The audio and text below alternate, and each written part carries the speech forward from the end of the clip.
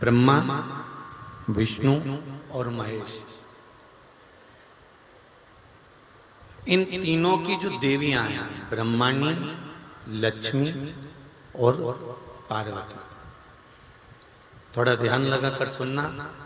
हरतालिका तीज शिव महापुराण की कथा ही नहीं, आप जो तीज करते हो, हरियाली करो चाहे सातुड़ी करो, उस तीज की महत्वता क्या है, इस हिंगोली की शिव महापुराण की कथा में अपने को समझना है कि उसकी मूल तत्वता, उसकी महत्वता है क्या, उसका महत्व क्या है।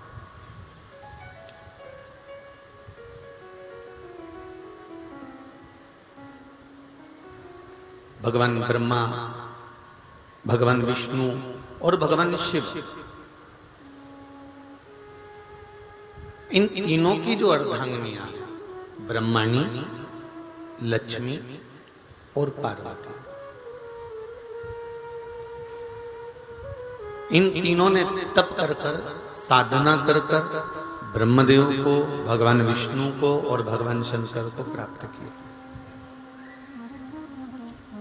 और तीनों ने प्राप्त कर कर तीनों देवताओं से वर मांगा कि वर हमको ऐसा दीजिए कि हमारे तप साधना का फल नारी को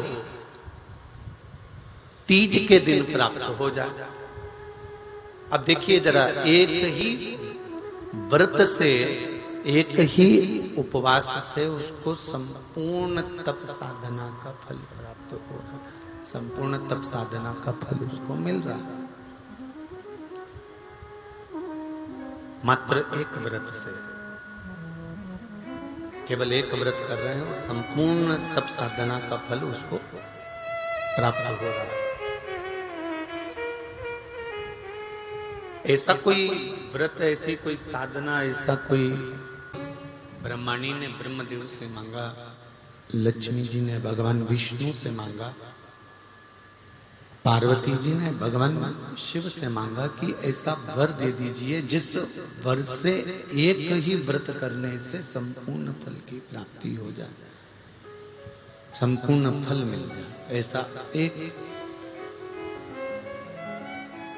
व्रत का फल दे दीजिए, मात्र एक व्रत का।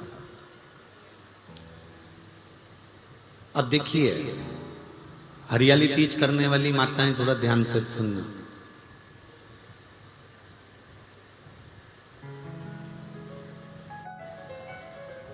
हरियाली तीज जब माताएं करती हैं तो एक हरियाली तीज, एक गणगौर की तीज,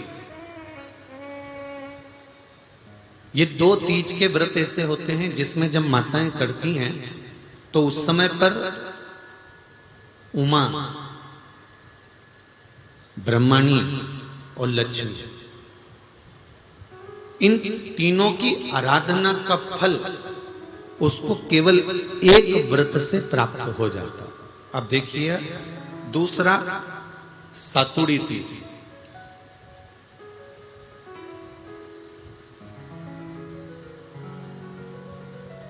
इसमें उमा और महेश्वर, उमा और महेश,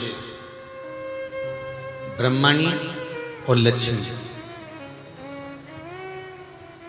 इन चार के व्रत तप का फल एक साथ सातुड़ी तीज के दिन प्राप्त हो जाता। अब एक आती है हरतालिका तीज।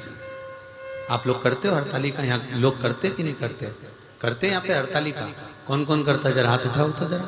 अरे सभी करते हो, रखो रखो, बहुत बढ़िया, बहुत अच्छी बात। एक आती है हरतालिका तीज। इस तीज का व्रत माता पार्वती बेल वृक्ष के आनंद के साथ में फुलेरा बनाकर करती है, और जिसमें इस हरतालिका में माता पार्वती जी के जितने जन्म पहले हुए हैं, माता पार्वती का जन्म तो 52वें नंबर का, 52 नंबर पे माता पार्वती का जन्म है। इससे पहले तो माता के 51 जन्म पहले हो चुके, 51 जन्म माता पार्वती का पहले हो चुके।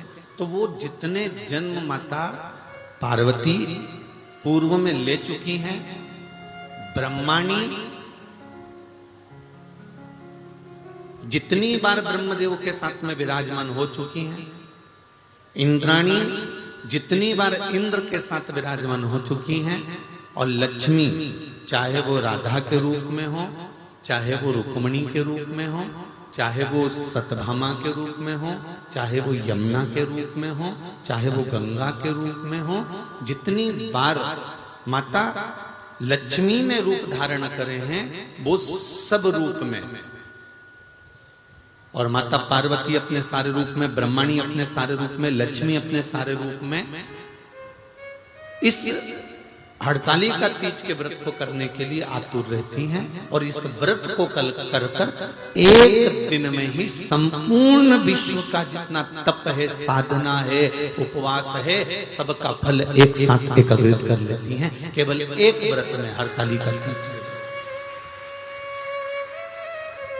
अब एक बात ध्यान से सुनिएगा, सारे व्रत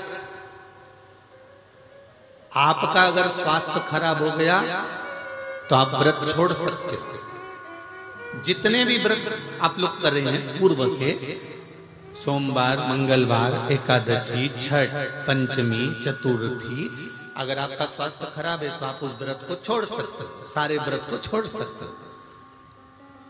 पर तीज का जो व्रत होता है, हरतालिका जो व्रत होता है, ये व्रत एक बार लेने के बाद जब प्राण छूटते हैं तभी ये व्रत समाप्त होता है, अन्यथा बीच में ये व्रत समाप्त नहीं।